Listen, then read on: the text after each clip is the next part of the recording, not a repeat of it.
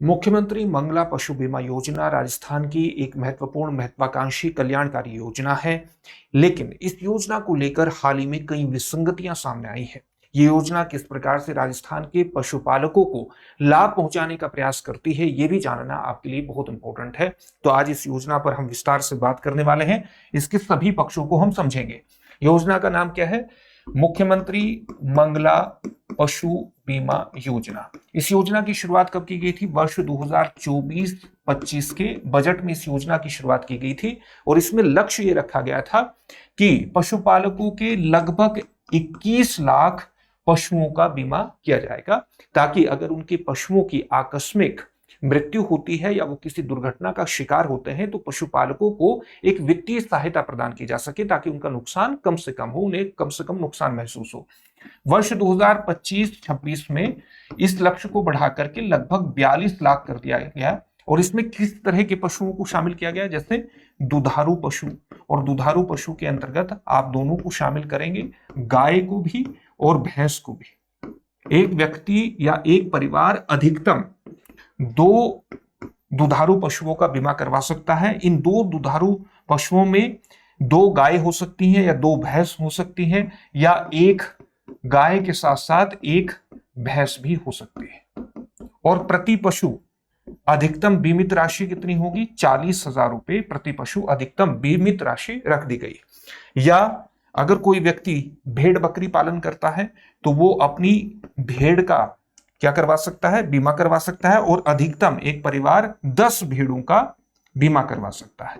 यहां पर प्रति भेड़ बीमित राशि कितनी रखी गई? 4,000 रुपए प्रति भेड़ बीमित राशि रखी गई। और इसी प्रकार से एक व्यक्ति अपनी अधिकतम 10 भेड़ों का बीमा करवा सकता है, 10 बकरियों का बीमा करवा सकता है, और अधिकतर जो बीमित राशि एक प्रति बकरी रखी गई वो भी 4,000 रुपए रखी गई थी। इसी तरह से अगर कोई व्यक्ति ऊंटों का पालन करता है तो उष्ट्र वंशीय पशु के लिए या ऊंटों के लिए जो एक व्यक्ति अधिकतम 10 या एक परिवार, एक व्यक्ति का मतलब यहां एक परिवार मानिएगा, तो 10 ऊंटों का बीमा करवा सकता है, और प्रति ऊंट जो बीमित राशि रखी गई वो 40,000 रुपए रखी गई थी। इसके अंतर्गत कुछ पात्रता शर्तें भी रखी गई, जैसे व्यक्ति को राजस्थान का निवासी होना चाहिए, राजस्थान का रहने वाला होना चाहिए, उसके पास जनाधार कार्ड होना चाहिए। आप जानते हैं राजस्थान का एक पहचान संख्या है, एक संख्या एक कार्ड, या एक संख्या एक कार्ड एक पहचान के नाम से इसको जाना जाता है। और इसमें किसी परिवार को, इस कार्ड के अंतर्गत परिवार को 10 अंकीय पहचान प्रदान की जाती है, और उस परिवार में जो सदस्य हैं उनको सभी को 11 अंकीय, अलग अलग 11 अंकीय पहचान प्रदान की जाती है जनाधार के अंतर्गत। राजस्थान सरकार जितनी योजनाएं चलाती है उनका लाभ पहुंचाने के लिए, सेवाओं का लाभ पहुंचाने के लिए या नकद हस्तांतरण के लिए जनाधार कार्ड का प्रयोग करती है, आपको ये भी पता होना चाहिए। इसमें यह भी रखा गया कि अगर किसी परिवार की 8 लाख रुपए से अधिक आय है तो उसे इस योजना का लाभ नहीं मिलेगा, यानी 8 लाख रुपए से कम आय उसकी होनी चाहिए। और साथ ही पशुओं का एक आधिकारिक पहचान भी होनी चाहिए। पशुओं की आधिकारिक पहचान जो उनके कान पर टैगिंग की जाती है, कान पर जो टैगिंग की जाती है, आधिकारिक टैगिंग की जाती है, जो कि पशुओं की पहचान को निर्धारित करती है, वो होनी चाहिए, तभी पशुओं को उसका लाभ मिलेगा, तभी परिवार को उसका लाभ मिलेगा। पशु का बीमा किए जाने का लाभ तभी लिया जा सकता है। साथ ही इसमें कुछ लोगों को प्राथमिकता दिए जाने का भी तय किया गया कि इन लोगों को प्राथमिकता दी जाएगी, और उसके अंतर्गत जो गोपाल क्रेडिट कार्ड धारक हैं उनको प्राथमिकता दिए जाने की बात की गई, और जो लखपति दीदी योजना के अंतर्गत महिलाएं हैं उनको भी इसके अंतर्गत प्राथमिकता दिए जाने पर बात हुई। तो ये योजना के बारे में सामान्य बात हुई। इसको लेकर के किस तरह की विसंगतियां सामने आ रही हैं, किस तरह के कंसर्न्स सामने आ रहे हैं, उसको भी जान लीजिए। यहां पर आप देखेंगे कि अगर भेड़ बकरियों को देखें तो एक पशुपालक अपनी अधिकतम 10 भेड़ या 10 बकरी का वो बीमा करवा सकता है, लेकिन पशुपालकों के पास एक रेवड़ में सामान्य रूप से 100 से 300 भेड़ या 100 से 300 बकरियां होती हैं। तो बकरियों की संख्या, भेड़ों की संख्या उसके रेवड़ में बहुत ज्यादा है, लेकिन बीमित जिनका वो बीमा करवा सकता है, जिन भेड़ों का या जिन बकरियों का बीमा करवा सकता है, उनकी संख्या केवल 10 तक सीमित कर दी गई है। और यहां पर भी जो प्रति भेड़ या प्रति बिक्री बीमित राशि है वो केवल 4,000 रुपए है, जो कि बाजार भाव से बेहद ज्यादा कम है। सामान्य रूप से पशुपालकों का यह कहना है कि इतने रुपयों पर बाजार भाव में या अच्छी भेड़ या अच्छी बिक्री बाजार में प्राप्त नहीं की जा सकती है, तो इसकी राशि ज्यादा होनी चाहिए। साथ ही उनका यह भी कहना है कि अगर हम भेड़ बकरी पालन करने वाले पशुपालकों का यह कहना है कि अगर हम अपनी 10 भेड़ों का बीमा करवाते हैं तो अधिकतम बीमित राशि कितनी होगी, 40,000 रुपए, या 10 बकरियों का बीमा करवाते हैं तो अधिकतम बीमित राशि 40,000 रुपए होगी। दोनों में भेड़ों का करवाते हैं तब भी 40,000 रुपए अधिकतम बीमित राशि होगी, और बकरियों का करवाते हैं तब भी अधिकतम बीमित राशि कितनी होगी, 40,000 रुपए होगी। लेकिन यहां ऊंटों के संदर्भ में विसंगति देखिए, ऊंटों के संदर्भ में आप अधिकतम 4 लाख की बीमित राशि आपकी हो सकती है अगर आप कोई पशुपालक अपने 10 ऊंटों का बीमा करवाता है। तो यह भी एक प्रकार की विसंगति है। विसंगति का एक तत्व आप रजिस्ट्रेशन के अंतर्गत भी देख सकते हैं, क्योंकि यह तय किया गया कि ज्यादा से ज्यादा पशुओं को रजिस्ट्रेशन किया जाए और फिर जो रजिस्ट्रेशन पशुओं का हो जाएगा फिर उनका बीमा कर दिया जाएगा।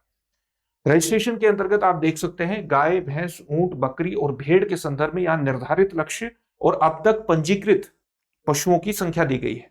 तो उसके संदर्भ में आप देखेंगे कि गाय और भैंस के संदर्भ में जितना लक्ष्य रजिस्ट्रेशन का रखा गया था सामान्यतः हमने उसको प्राप्त किया है राजस्थान में, लेकिन ऊंटों के संदर्भ में और भेड़ों के संदर्भ में यह बेहद कम है। ऊंटों में रजिस्ट्रेशन का लक्ष्य केवल 20.27% ही प्राप्त हो पाया है और भेड़ों में केवल 34.08 का लक्ष्य प्राप्त हो पाया है। इसका कारण भी ये माना जा रहा है, कई लोग इसका कारण ये मानते हैं कि अगर आप भेड़ों के संदर्भ में देखें तो जो बीमित राशि है प्रति भेड़ वो बेहद कम है और वो बाजार भाव से बेहद कम है, इसलिए उनमें उत्साह नहीं है इनका रजिस्ट्रेशन करवाने के अंतर्गत। साथ ही जितनों का रजिस्ट्रेशन हुआ है, जितनों का पंजीकरण हुआ है, उन सभी का बीमा भी अभी नहीं हो पाया है।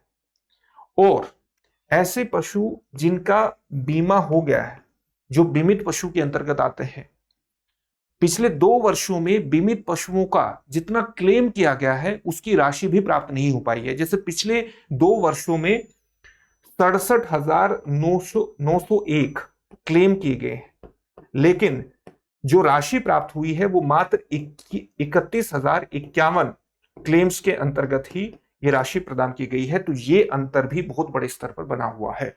तो जमीनी स्तर पर उतारने के लिए इस योजना को ये सारी विसंगतियों को दूर करना पड़ेगा, तभी मुख्यमंत्री मंगला पशु बीमा योजना वास्तव में लोगों को फायदा पहुंचा पाएगी, पशुपालकों को वास्तव में उसका लाभ मिलेगा और उनके आर्थिक नुकसान को कम किया जा सकता है। इससे जुड़े हुए एक प्रश्न को भी देखेंगे, लेकिन उससे पहले इस बात को ध्यान में रखिएगा कि अगर आप RAS के प्रीलिम्स और मेंस की इकट्ठी तैयारी कर रहे हैं तो दृष्टि संस्थान का फाउंडेशन बैच आपके लिए विशेष रूप से उपयोगी हो सकता है।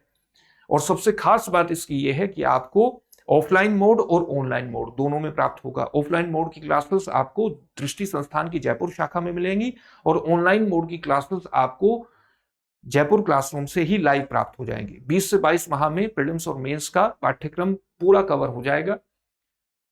ऑनलाइन मोड की क्लासेस को 3 वर्षों तक आप जितनी बार चाहें उतनी बार देख सकते हैं और RAS प्रीलिम्स की टेस्ट सीरीज 1 वर्ष तक निःशुल्क भी रहेगी इस बैच के अंतर्गत, इस कोर्स के अंतर्गत। अपने आप में कंप्लीट पैकेज है, तो इसमें एडमिशन लेने के लिए डिस्क्रिप्शन में दिए गए लिंक पर जाकर के अपने आप को रजिस्टर आप करा सकते हैं। किसी भी प्रकार का डाउट हो तो 8750187501 पर कॉल कर लीजिएगा।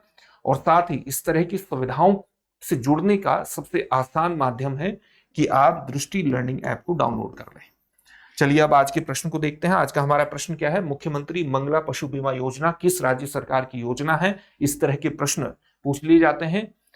आपके सामने ऑप्शंस क्या है? हरियाणा, राजस्थान, गुजरात, मध्य प्रदेश या अनुत्तरित प्रश्न। इस प्रश्न का उत्तर कमेंट बॉक्स में कमेंट करके जरूर दीजिएगा। फिर से नए सेशन में मिलेंगे। धन्यवाद। अब एग्जाम की तैयारी को और बेहतर करने के लिए हमारे चैनल को लाइक, शेयर और सब्सक्राइब करना ना भूलें।